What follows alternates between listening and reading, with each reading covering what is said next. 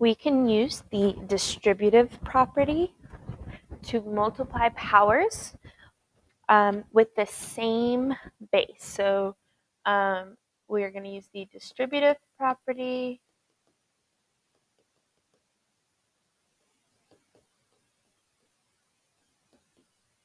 to multiply powers with the same base when multiplying a monomial. So what we are going to do, we have 8w times w squared plus 9. So this 8w is going to get distributed. So 8w times w squared. When I'm multiplying variables, remember I'm adding the exponents. So this has an exponent of 1. So I have 8 times w, and then I have 1 plus 2, which is 3, plus 8 times 9, which is 72, and then times w.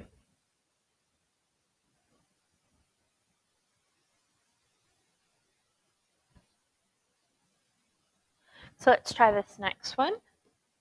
We have negative 2x squared times 3x cubed plus 6x minus 4. So this is getting distributed to each term. If it helps, you can write it like this, where you go through and you write each thing that you're multiplying. You don't have to do this step. So I have that negative 2x squared times 3x cubed plus negative 2x squared times 6x plus negative 2x squared times negative 4. So then I have negative 2x squared times 3x cubed. So I have negative 2 times 3, which is negative 6. And then x squared plus or times x cubed. So I'm going to add my exponents. So 2 plus 3 gives me 5. Oops, don't want that. And then negative 2x squared times 6x. So that negative 2 times 6 is negative 12. And then x squared times x, so that's 2 plus 1, which is 3. And then negative 2x squared times negative 4. So negative 2 times negative 4 is a positive 8, and then times x squared. So that would be my final answer.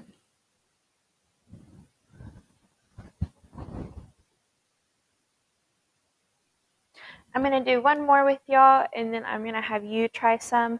I want to look down at this example right here, this x squared times x plus 2, and then minus x times x squared minus 1. So I've got two multiplication problems going on and a subtraction problem. So I'm going to first focus on this one, this x squared times x plus 2, and I'm going to distribute that out. So x squared times x, that's going to be x cubed. And then x squared times 2 will give me 2x squared. And then I have this multiplication problem. So I'm going to multiply this negative x. That's what I'm going to distribute out. So, and I'm just going to continue on writing. So negative x times x squared is going to give me a negative x cubed. And then negative x minus or times a negative 1 is going to give me a positive x. Now I need to go through and make sure I don't have any like terms that I need to combine. Well, I see I have an x cubed right here and a negative x cubed.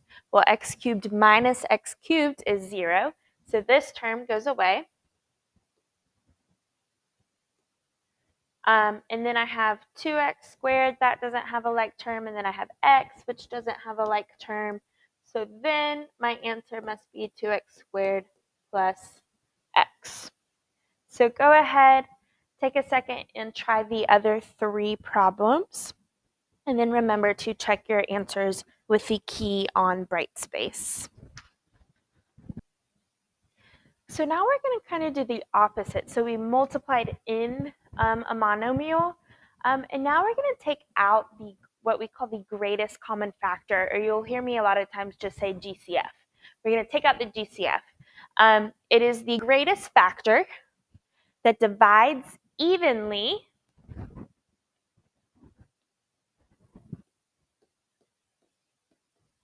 into each term of an expression. How are we going to do this? We can list the factors of each expression.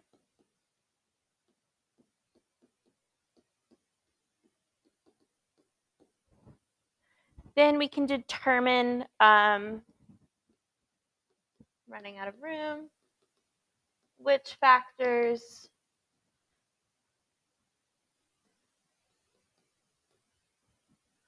are the same in each list. So find the GCF of the given monomial. So we have 3x squared and we have 9x squared. So I want to look at my factors of 3x squared. So factors are, what do we multiply to get this? So I multiply 3. I can't really break down. So this is just 3. And then x squared is x times x. And then 9x squared is 9 can be broken up into 3 times 3. So we're looking for that prime number that we multiply to. So you want to break it down so it doesn't divide anymore. And then x squared is, if I can get it to write, there we go, is x times x. So we see that 3x squared is made up of 3 times x, and 9x squared is made up of 3 times x times x. So we have 3's that are similar, we have x, and we have x. So the GCF, we're just going to multiply everything that's the same. So we have 3 times x, which is 3x squared. That is our GCF.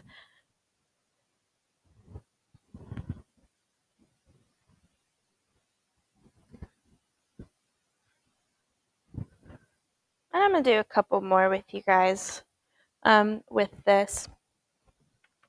So we have p squared times q cubed. So p squared times q cubed. That is made up of p times p, and then q times q times q, and then p cubed times q squared. That's p times p times p times q times q. So I've got this p that is the same, only this term has another p, so that doesn't share. And then I have this q and this q. So then I see p squared and q squared. So really what you're looking for with your variables is whatever has the smallest exponent is going to end up being your GCF. So here we have x squared and x squared. So since it was the same, they both share x squared, we can take out an x squared. Here we have p squared and p cubed. This is only going to have, they both share only p squared. And same with those q's. Here we're looking at a little bit of these larger numbers. So 42ab squared times c cubed is what we will start with. So 42ab squared c cubed. 42, if you kind of want to do it off to the side of what it breaks up into, I know 42 is 6 times 7. 7 I can't break down anymore, but I know that 6 is 2 times 3. Oops. which I cannot break down either of those. So 42 I can write as 2 times 3 times 7.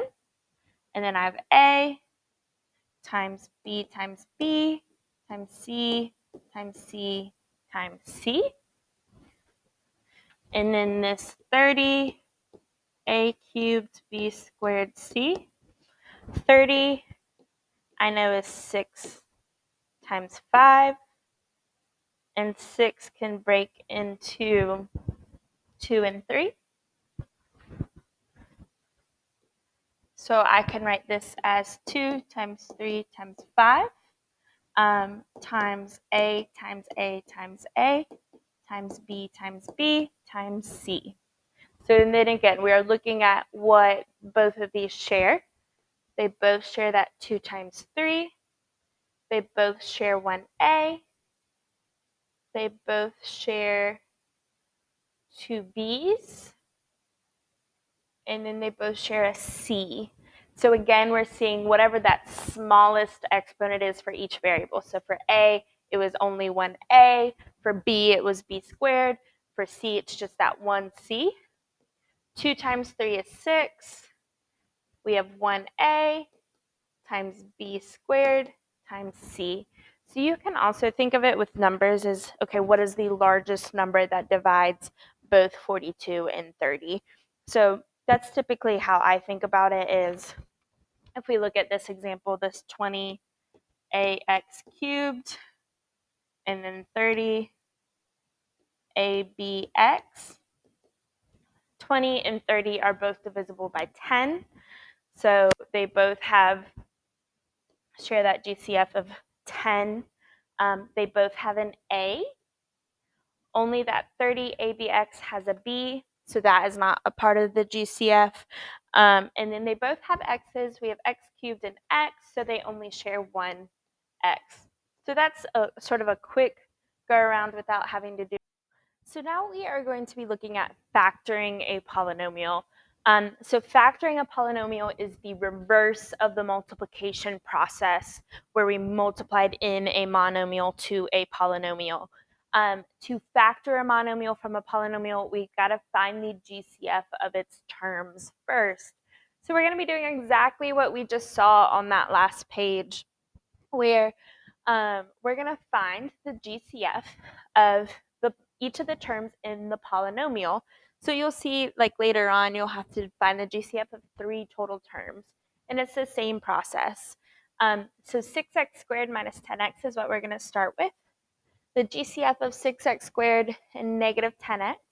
Well, 6 and 10, the biggest number that divides both of them is 2. And then they both share an x. They both have an x in each term. We have x squared and x. So they both at least have an x in there. So the smaller exponent is what I got to take out. That smaller exponent is 1. When I am taking out a GCF, when I'm factoring out a GCF, I'm going to end up writing my answer like if we were given a problem, a multiplication problem. So it should look like you're getting ready to distribute that GCF back in. And it should take you back to where you started. So what I'm doing when I'm taking out a GCF, I'm going to be dividing each of the terms by that GCF. So I'm dividing 6x squared by 2x and negative 10x by 2x. So let's go ahead and do that. 6 divided by 2, that's going to give me 3. And then x squared divided by x, remember when we divide variables, we are subtracting the exponents. So x squared divided by x, 2 minus 1 gives me 1. So 3 times,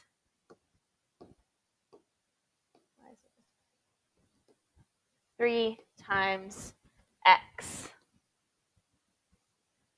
And then negative 10x divided by 2x. So negative 10 divided by 2 gives me a negative 5.